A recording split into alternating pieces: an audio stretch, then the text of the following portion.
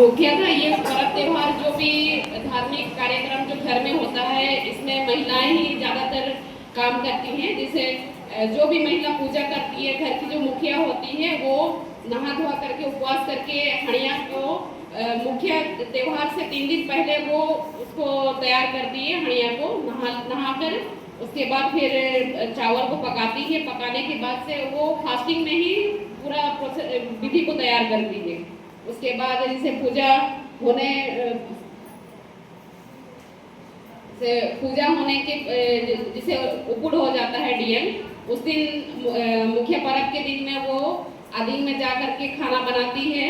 उसके बाद साथ में जो पतालट बोलते हैं, हेरोलट, वो चीज़ अरवा चावल का ही बनता है। जिसे चावल को पानी में भिगा करके उसके बाद हम लोग तुकू में या डिक्की में कूटते हैं। कूटने के बाद जो चावल का आटा तैयार होता है उसको हम आटा की तरह गूंथते हैं। उसके बाद लड्डू की तरह बनाते हैं। उसके बाद जो रूम शकम होता है, रूम शकम में हम लोग उस पत्ता को खोल करके बीच में हम वो जो लोई है, लड्डू है, उस चीज़ को हम रखते हैं। उसके बाद हाथों से ही हम उसको दबा करके पूरे बराबर में फैलाते हैं। फैलाने के बाद से इसको जो पकाने का विधि है वो हंडी में अदिन में ही पूजा होता है, अदिन में ही बनता है।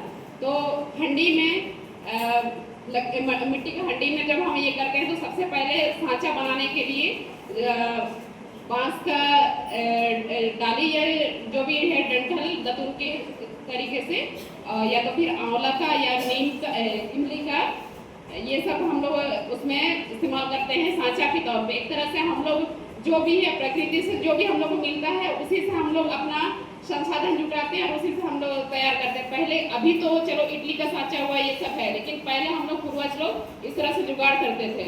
तो उसमें जैसे सांचा एक तरह से हो गया, लकड़ी रख ली। उसके बाद जो भी पत्ता हम लोग रोटी बनाए हैं वो चीज़ को हम लोग परत दर परत रखते हैं। उसके बाद ये चीज़ रात में होता है, शाम के टाइम में पहला जो मुख्य पर्व होता है उस दिन करते हैं। उसको जला करके जो आँच ये हंडी में उसको आँच देते हैं, वो रात भर में